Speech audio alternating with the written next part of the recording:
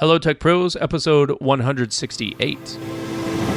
Welcome to the podcast where I chat with professionals who are getting the job done using technology 7 days a week. Each week, we start with Motivation Monday. Tuesday is about productivity, Wednesday, leadership, Thursday, technology, Friday, people and communication, Saturday, entrepreneurship, and Sunday, being unplugged. All right, let's get started. Hello, Tech Pros. This is Chad Bostick, and I'm excited to be here on part 4 of our multi-part series about creating a role-playing game campaign. So in part 1, if we take it back to episode 147, part 1 was really about the 10 business lessons that I learned by playing role-playing games. So, sometimes fun is fun, and sometimes fun is work, and sometimes we can learn a lot of business and a lot of work lessons by playing and having fun. And so for me, that's what being unplugged on these Sunday episodes is all about how we can have fun, but at the same time learn life experiences that we can apply to other parts of our life and other parts of business to really up our career and start our businesses and do bigger, better things in our life. And so for me in that episode, I tended to get on that particular episode a little bit too businessy and not enough fun. So I decided to take the follow-up episode and turn it into a whole series about creating your own campaign, your own role-playing game campaign. So the next episode was episode 154. It was called Interview Players for Your D&D Campaign by Playing Role-Playing Games. That was all about finding the right group of players who want to play the right type of game, specifically the type of game that you want to play. Now, when I say the right type of game, I don't mean that there's a right and wrong, there's a good and bad. What I mean is you have an idea in your head of the style of game that you want to play, right? If you want to be the game master, if you have this idea in your head of the type of game that you want to play, then that means that you have to find like-minded people who want to have the same style. So some folks are very much role players. Some people are just hack and slashers. Some people are dungeon crawlers. Some people are really tell amazing cooperative stories about diverse lands and diverse peoples. And so, there's no right and wrong answer. It's just whatever style works for you. Find the type of people that want to play that style. Right? So that's what episode 154 was all about, how you can use board games, different board games, to kind of interview potential players and have fun, have a lot of fun, because that's what it's all about. That's why we do this. That's why we play role-playing games, board games, is just to have fun. So find those like-minded people via these fun times of playing board games. Then last Sunday on episode 161, we talked about how you pick a genre and a system for your role-playing game once you decide that now that you have the right group of people, now what's the long-term game, the long plan? What's the long game that we're going to play, the campaign that we're going to run? And so I walked through, there's so many different genres between fantasy and modern action and adventure and historical fiction, and there's just so many options out there. And some of them, like for each one of those genres, there's probably 10 or 20 or 50 different systems available. Some of the big ones that you've probably heard of, like Dungeons & Dragons, are very, very popular. Hundreds of thousands or millions of people play these types of games. And so that's why I decided for this particular episode, I was going to continue the story, continue the world building process, but we're going to focus on a Dungeons and Dragons-ish game. Now, the details that I'm going to provide to you, the lessons that I'm going to provide to you, transcend D&D, right? They transcend Dungeons and Dragons. This type of game that we're going to build today, that we're going to talk about building today, could really work in a lot of different settings, a lot of different genres, and a lot of different systems. And so I think I'm just using D&D as an example, right? So we're not going to get into exactly like the stats and the character types we're going to get into the overall structure of the campaign. So this episode is for, okay, so now you've decided on your genre, you decided on your system, you want to start building your overall story, your overall structure for what your campaign is going to be about, and how you can get your players to really buy into that story, buy into that idea. So first of all, a little disclaimer. When I play a game, when I host a game, I tend to borrow or steal a lot of ideas from a lot of different places, right? I steal them from movies. I steal them from other D&D campaigns that I've played in. I steal them from books, from just everyday life. And I want you to feel free to steal them as well. Now, I don't mean steal meaning download illegal copies of bootleg PDFs, right, that somebody has scanned in instead of buying the books, or anything where you're breaking copyright laws. I'm not saying that at all, but I'm saying in your campaign that you're playing is your idea. It's your homebrew. It's your game that you want to play, and you are basically the author or the executive producer in this movie, right? You're the author of this book, or you're the executive producer in this movie that you're going to build. And a lot of it is going to come from the other players at the table, and they're going to make stuff up on the fly that sounds a little bit like Lord of the Rings, or you know what? That scene or that character sounds a lot like Indiana Jones, and that's all cool. That's wonderful. So feel free to steal all the ideas that I'm giving you. If you want to use this mini campaign, this example campaign that we're going to build together here, feel free. Go ahead. You have my permission. You can use it as much as you want. And also pepper in all the things that you want, that you feel like would be awesome for a campaign. So use this material. Don't use this material. I don't care. If you use it, let me know how it goes. Send me an email, chad@hellotechpros.com. Jump on my Slack channel, hellotechpros.com/Slack. Or send me a tweet at HelloTechPros and say, hey, Chad, I decided to go ahead and use this campaign, the sample campaign that you built in this episode, and here's how it's working. Here's what my players think of it. Okay, so we're going to build a campaign, and it's okay to steal ideas, but how do we get started? What's the process of... You know what? We don't just want to have a one-off game. We don't want to just have a small campaign where we get together 1 or 2 or 3 times and then the ideas fizzle out and everybody gets bored and we want to move on to other things. We want to create a multi-year campaign where we come back week after week or month after month or whatever the frequency is, and we get this core group of people together that just are just anxiously awaiting the next episode and they can't wait to come back to find out what happens next. And so to do that, to set up that environment and to set up that culture and that expectations where everybody wants to play, it really starts with an awesome story hook, an awesome story idea.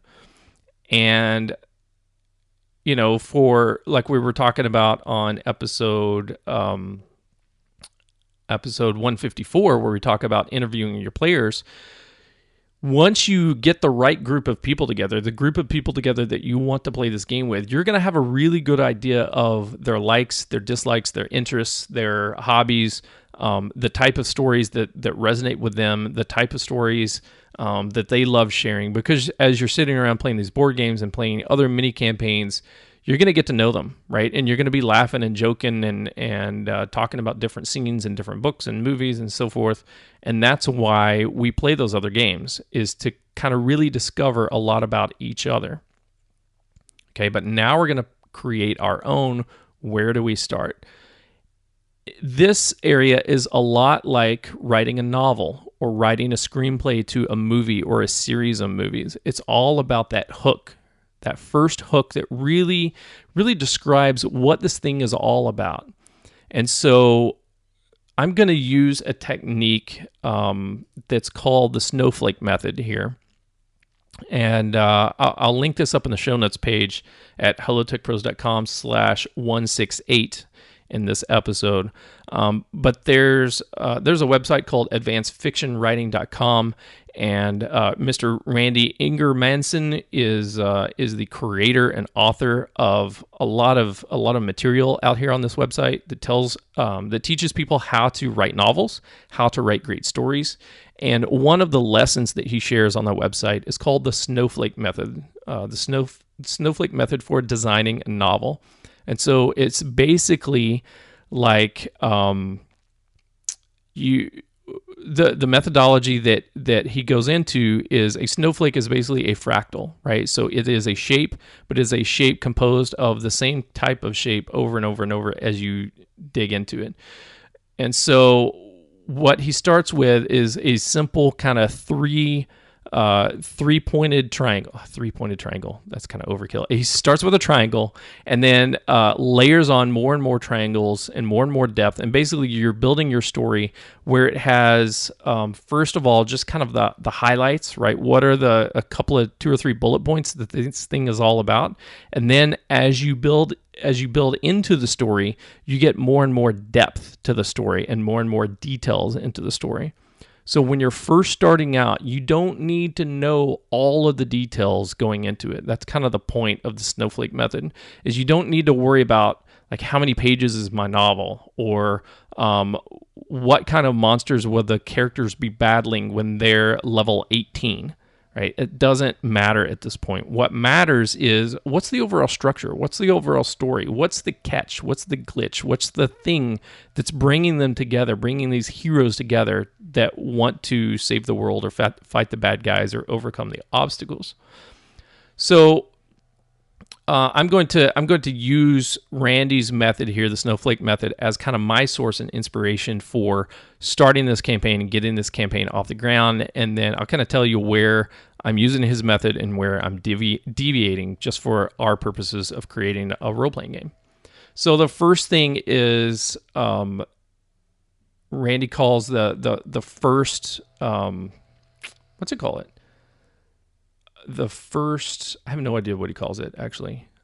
I've read it a few times, but I can't remember it. Anyway, okay, forget what Randy's saying. What we're going to do is we're going to work on the campaign hook. It is a 1-sentence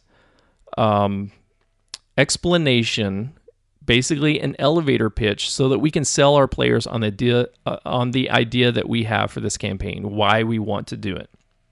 Okay, so think of it as you probably already got a lot of ideas in your head. It's going to be a little bit like Star Wars, but kind of like Lord of the Rings. And there's going to be this one scene in it from Indiana Jones, and then this one character, this bad guy from one of the James Bond movies. I want to incorporate that person, but kind of reskin it, right? And all the wheels and gears are turning in your mind, which is awesome. But for right now, it's overkill.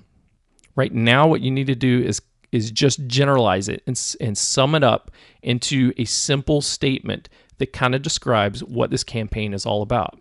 So in today's episode, I've spent about 2 hours planning a campaign, a potential campaign that you feel free to use if you want. And so here is my campaign hook, my 1-sentence hook for this campaign. Ready? Several primitive and diverse tribes have assembled their leaders and heroes to determine how to pacify the primordial spirits which have been devastating the area. So, does that sound fun? Does that not sound fun? I don't know. Let's think about it. Let me read it again. Give it another shot. Several primitive and diverse tribes have assembled their leaders and heroes to determine how to pacify the primordial spirits which have been devastating the area. And so I would tell this to my players. I would read this off, and then I would probably get a lot of strange looks like, what does that mean? What do you mean? Well, let's kind of talk about it a little more. That's the overall thing.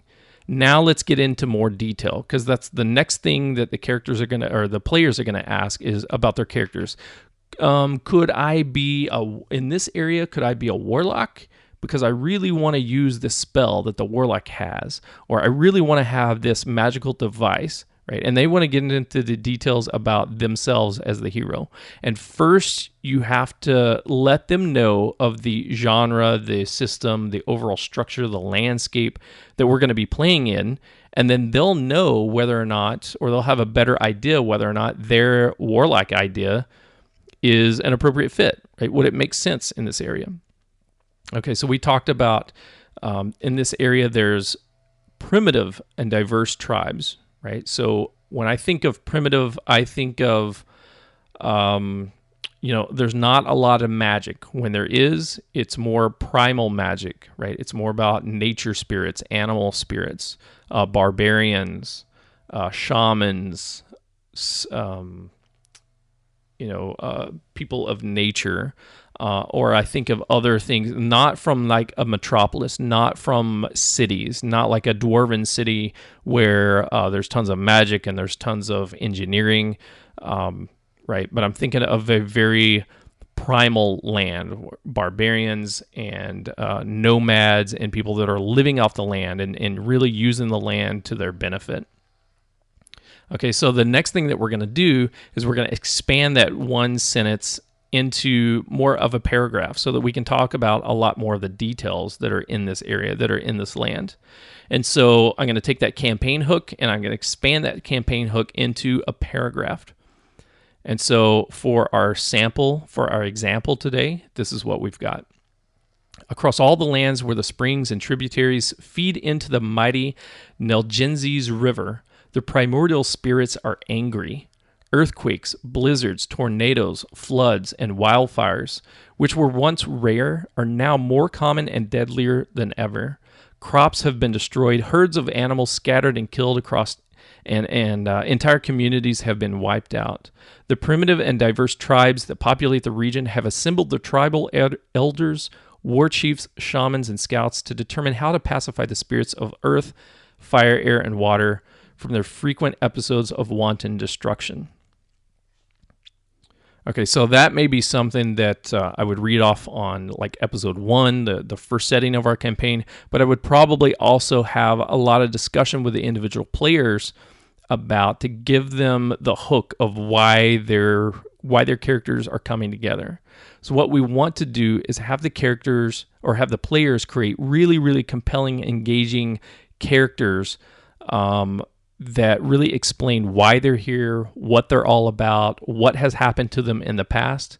And if we don't do a great job as a game master to provide them with enough information to get their creative juices flowing, then it's going to be really, really difficult for them to come up with a lot of great backstory for us to use in the campaign. So this is a two-way process.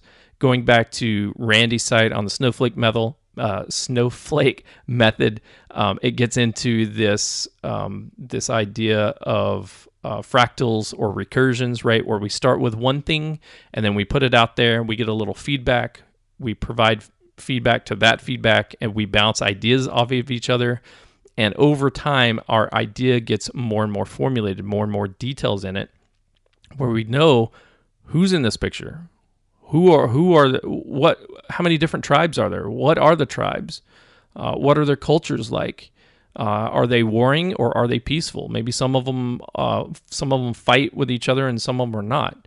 What are the beliefs of these tribes, right? Maybe some of them are very much like prey to the animal spirits or prey to the weather spirits, and some of them may not care about that stuff. They just want to do their business, right? Take care of of whatever else is important to them. But this information here that I've provided can kind of act as a reference point for the players to start thinking about what type of characters that they want to play and what type of game that we're going to be in. And so people could be like, wow, Chad, that's it's a little bit too primitive. So what I was thinking was like that we're going to have like a really high fantasy magic game where there's going to be tons of different magical implements and stuff like that. It sounds like this is not, or is What do we mean by this? And so at this point, we would have a discussion, and we would talk about their concerns and their ideas, and my concerns and my ideas, and we would use this campaign hook, this one paragraph, as a springboard to generate that conversation and generate that discussion. And so before we get the campaign started, before we officially kick it off with our episode 1, our season 1, whatever we're going to do, we want to know who all is in this campaign, who's out, what kind of characters they're going to be playing, and all the backstories for it. So that's what this idea is really about, is about gathering that information and doing that collaborative, really kind of brainstorming and idea sessions so that we can lock down what this campaign is all about. So it took us a while to get there. We're going to spend quite a bit of time on this area, really, before we get down into the nuts and bolts of which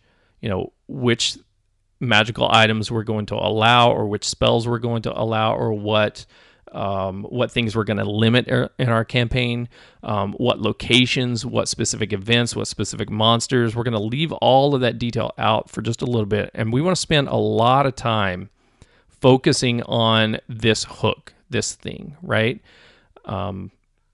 There's so many campaigns. The running joke, right, is that so many D&D campaigns, Pathfinder games, just role-playing games in general, start with, okay, you're all in a tavern, and the monsters walk in, or the thugs walk in and start beating people up, and you got to save the day. Okay, great. But then what? What happens after that? What happens after that first battle? And there's not a lot of thought or depth behind that first battle, behind that first impetus to get everybody together, and it just feels like things are kludged together one after another. So what we're doing here is we're setting up that hook that has a little bit of depth to it, but also hints at potentially there's something more. There's something more out there that we need to discover, and we're going to bring it all together while we're at the table playing. Okay, so in just a moment, we're going to talk about, now that we have that campaign hook and we've got everybody sold on the idea, how we're going to take that campaign hook and we're going to develop it into the really big picture summary on the overall scope of the campaign and build it into like a 5-act play or a 5-step series in this campaign. But first, we're going to take a quick break and thank our sponsors. This episode of Hello Tech Pros is sponsored by Minio Cloud Storage. Minio is a cloud object storage server for developers and DevOps written in Go.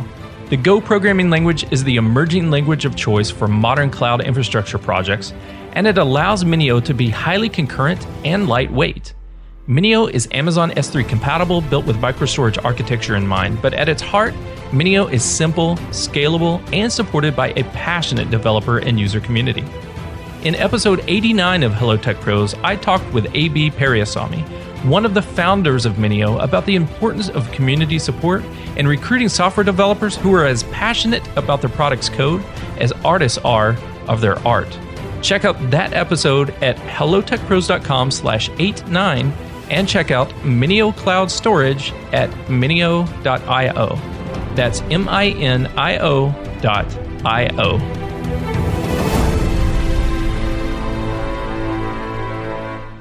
Okay, we're back and we're talking about how to create our custom role-playing game campaign, how to create our own Dungeons & Dragons campaign with our own story in it. And we're going to start with that one-sentence campaign hook.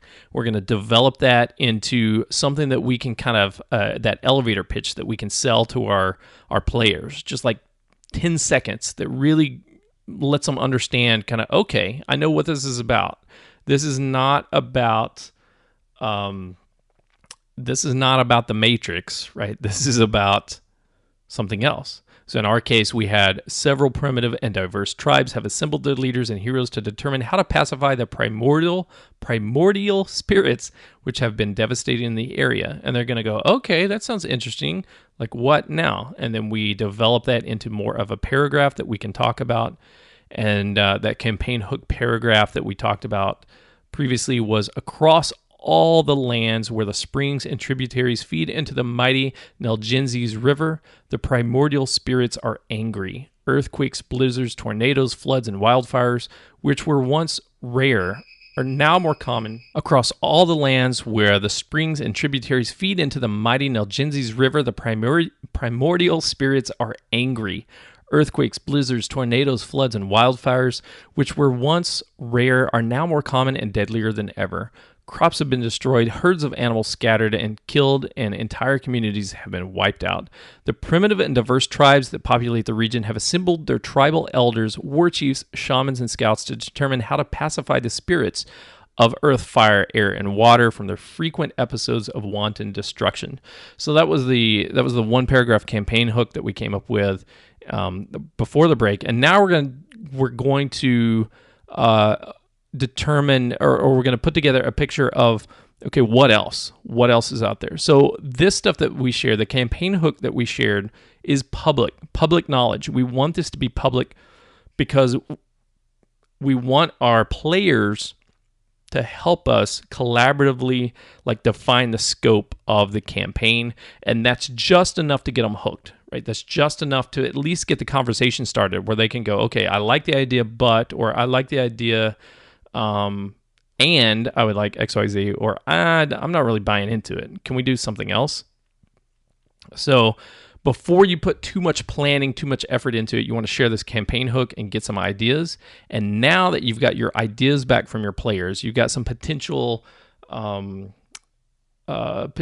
characters, or the players have now potentially decided on what types of players, or what type of characters that they want to play, and what type of background stories that they're going to have. Now it's time to start working on the secret stuff.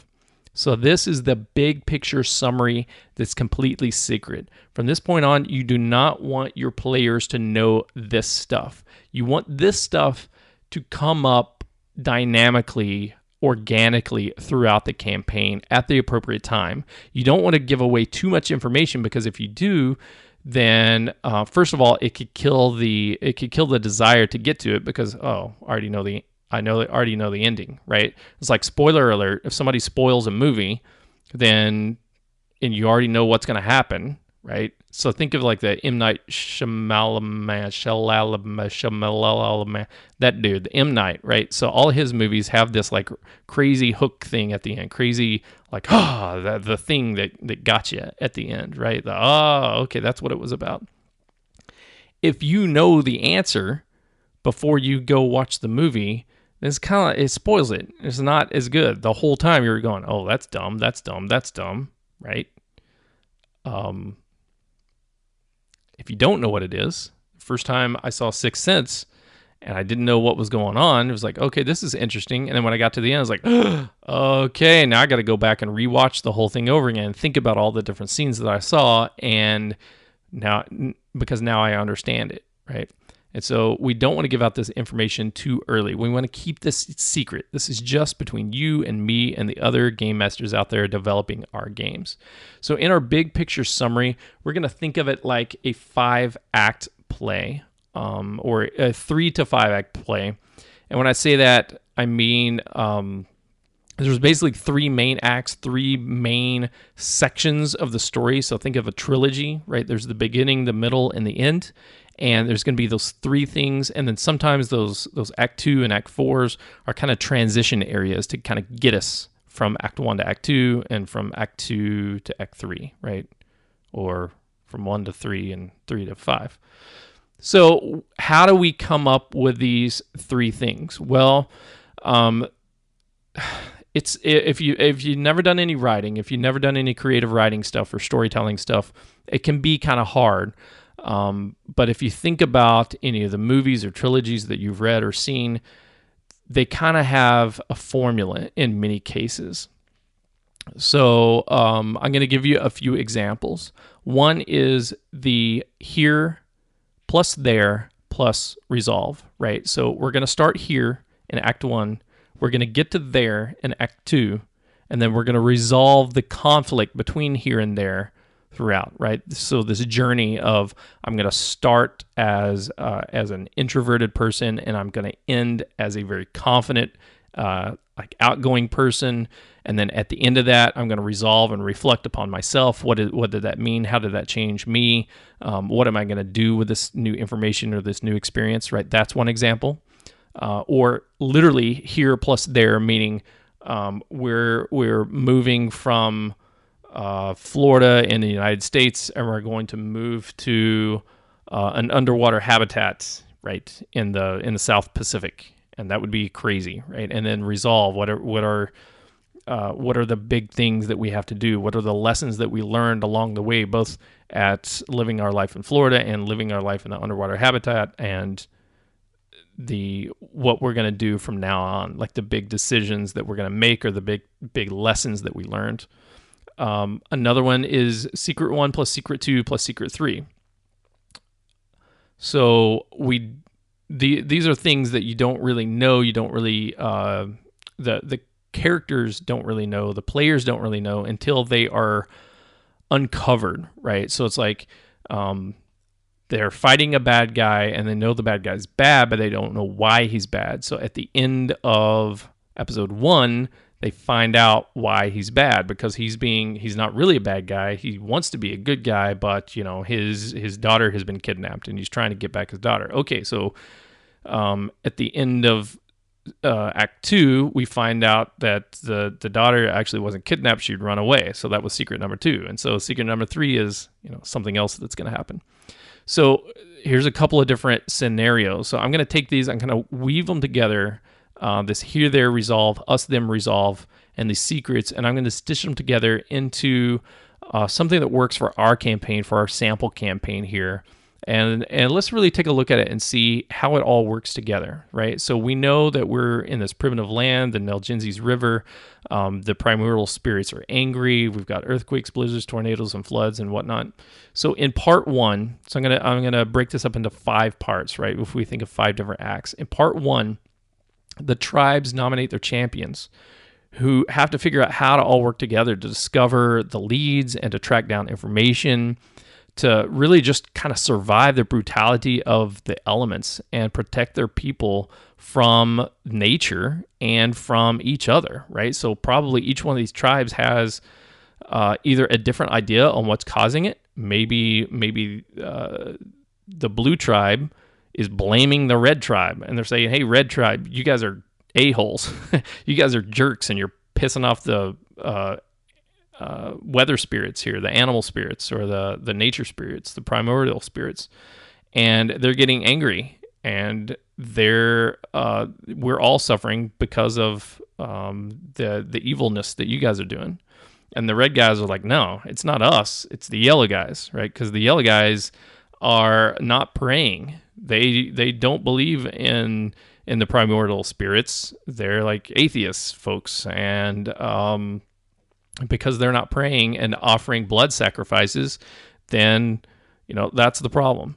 And the yellow folks are like, no, it's not us, right? It's something else outside of our domain that's happening, right? And so there's probably some conflict between the different groups, between the different tribes. And maybe this conflict has been going on for a little bit. Maybe it's gone on for a long time, but it's probably getting stronger and stronger. And now these champions are coming together that represent each one of these areas, each one of these tribes, and these champions, aka our players, our heroes, our characters that are going to be in this campaign, have to figure out how to work together. And they got to figure out how to just like protect their people, right? Protect it from these earthquakes and these blizzards and these tornadoes and all these wildfires and all this crazy stuff that's going on to kill everybody and run off the herds of animals and kill the crops, right? They got to figure out how to live and survive in this new world where basically nature's gone freaking crazy, right? So they got to figure out how to work together and to cooperate in order to just survive in Act 1. In Act 2, or Part 2, there's a resolution. And the resolution is, we don't have all the answers here. We need to go somewhere else to get more information. And so Part 2, Act 2, is really about exploration. It's about exploring the idea that we need to travel outside of our area. It's exploring the idea that we need to embrace the diversity, not just of each other, but of the larger world. that we need to get out of our comfort zone, that we need to get outside of ourselves and outside of our little area, our little river valley area, and go beyond and see what all's going on out there. So maybe there's some solutions out there that can help us, right? First of all, what else is out there? Do we know anything about the outside world? Are those areas affected the same way that we're affected? Can we relocate, or can we bring in help from those areas, whether it's ideas or people or technology or magic or whatever, to help us in our areas? So part 2 is really about exploration and getting outside of our comfort zone and getting outside of our area and seeing what else is out there. So in part 3, our heroes are going to discover something. They're going to discover a really, really advanced civilization. Now remember where we're coming from, the land that we're coming from the land of the Nelgenzes River, right? This river valley, this river delta, it's very primitive, right? We've talked about how there's not a lot of magic, there's not a lot of technology. The folks are living off the land, right? They're nomads or they're hunter-gatherers. And the place that they go to in Act 3 or Part 3 is like polar opposite. It is an extremely advanced civilization. It's very, very far away. So in Part 2, there was a lot of effort and journey to get to this place. But once they found it, they're completely in shock. Because in this area, it is rich in magic. And they have a huge amount of manufacturing. And just the longevity of people's lives. People are living longer, right? They're living to be much, much older in this civilization, in this area, than our people are back home, right? Our people tend to live hard, love fast, die young, or however the saying goes, right? But here, people are living a lot longer. And it's just, everything seems very alien. The metropolis are a wonder to behold, right? There's huge buildings, huge structures, huge, like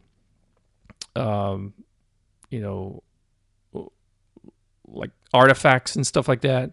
And then the magical devices and magical, whether it's transportation or whether it's just the spells that people know, right? There's just a lot of magic here that we're not used to, and it seems very alien to us. But we also discover that the people here are very much homogenous. That there is this idea that the magic and technology is awesome, and the other thing that's awesome is all the people need to look the same, they need to act the same, and they shun anything that's outside of the norm, outside of what they think of as good, right? So there's not strength through diversity, there's strength through homogeny. And so in this area, it really, really is this dichotomy. It's this reflection. This Act 3 is really about the reflection and adaptation of our characters. How can they survive in this new area, right? We've still got all the crazy weather stuff that's going on. All that stuff has not been resolved, but what we're seeing is they're trying to discover more about themselves and more about what they can do to solve the problem. Now they're interacting with this race of peoples, this civilization of peoples who have great deal of technology, great deal of magic, but yet less diversity and what's going on.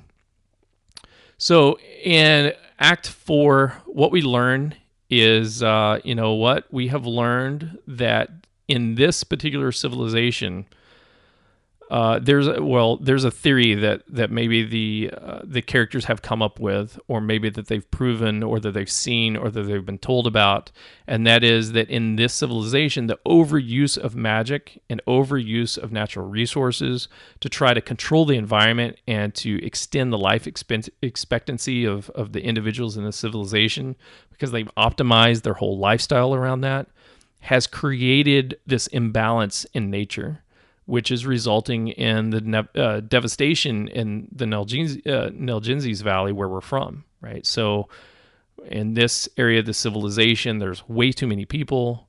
They have really, really advanced magic, but the ways in which they're using it is actually causing an imbalance in the land, and imbalance in nature, and it's causing these primordial spirits. I'm never going to get this word right today. These primordial spirits to kind of break apart, right? Create rifts in the I don't want to say it, in the cooperation between the different magical energies, right? Create rifts in this balance between land and earth and fire and air and water, and it's all getting like intensified and just completely out of balance. And so that out of balancedness, which is being caused by this overuse of magic and an overuse of trying to control the environment in this other area, is having adverse effects on the rest of the world, or at least the rest of the world that we know. And so at the end of part 4, as we go into part 5, at the last chapter here, the heroes have to decide on a course of action. They're going to have to make a really, really tough decision, or a really easy decision, but then live with that decision. And that is, what do we do? What do we do about this situation? Should we destroy or limit the amount of magic that's available in this area? Right. So by the time we got to part 5, if our heroes have survived, they are super, super powerful.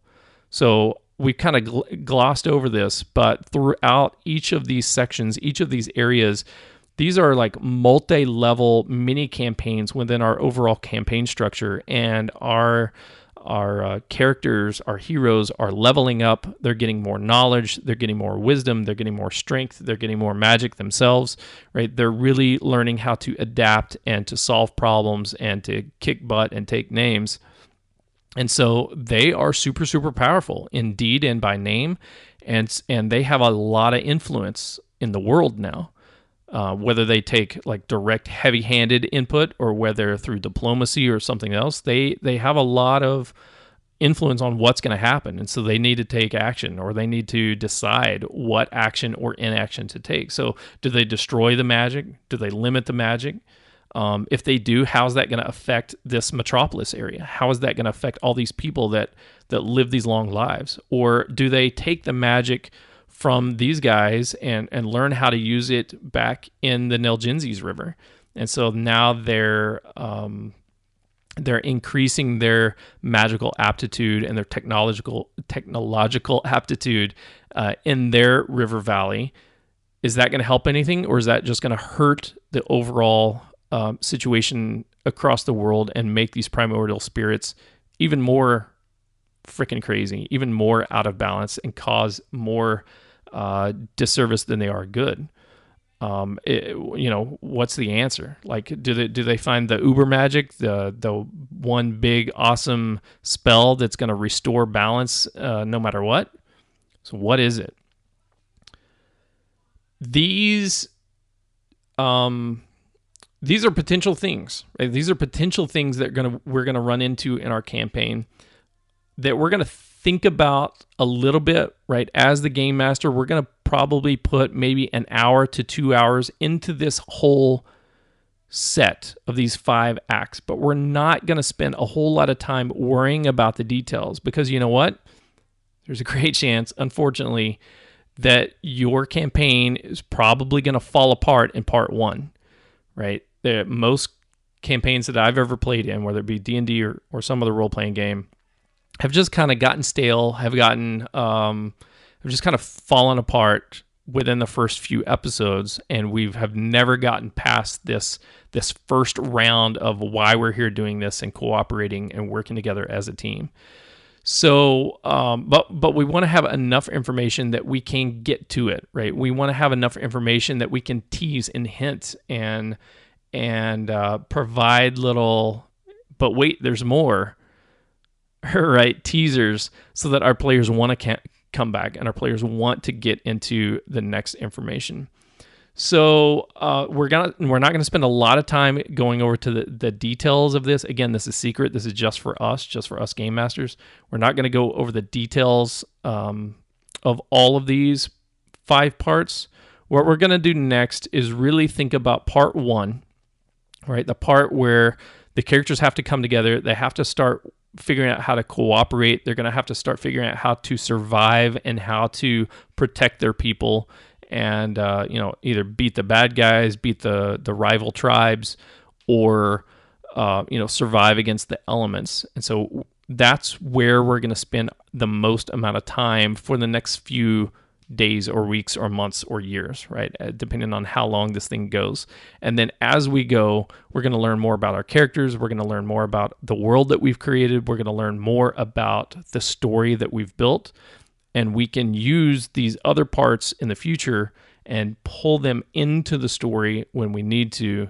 But first, we're just going to focus on that part 1.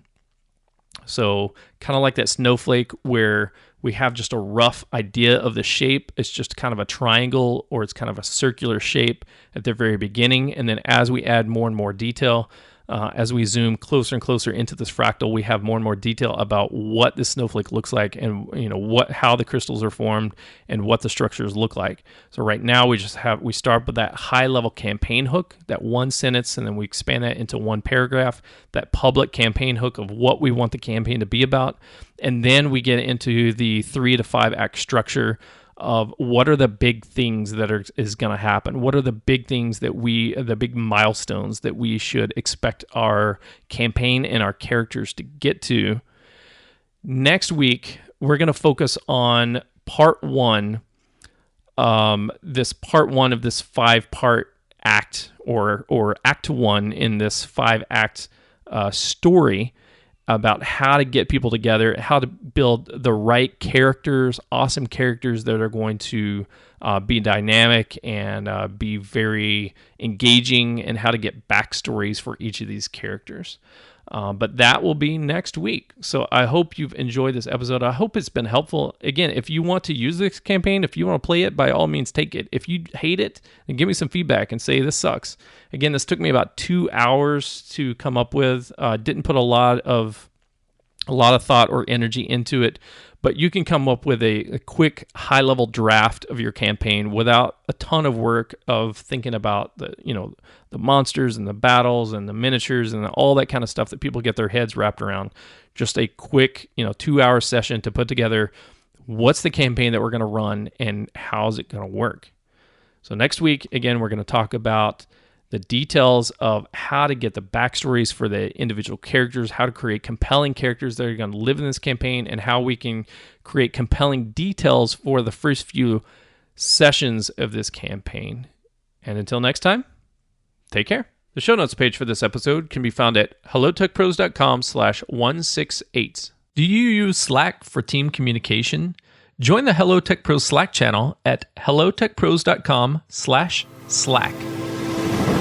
If you enjoyed this episode, please leave a review, subscribe to this channel, and check back tomorrow. This has been Sunday being unplugged, but tomorrow my featured guest and I will get fired up and ready to face the week with Motivation Monday. On Tuesday, we'll be discussing productivity, Wednesday, leadership, Thursday, technology, Friday, people and communication, Saturday, entrepreneurship, and back again on Sunday to get unplugged. And I'll talk to you tomorrow.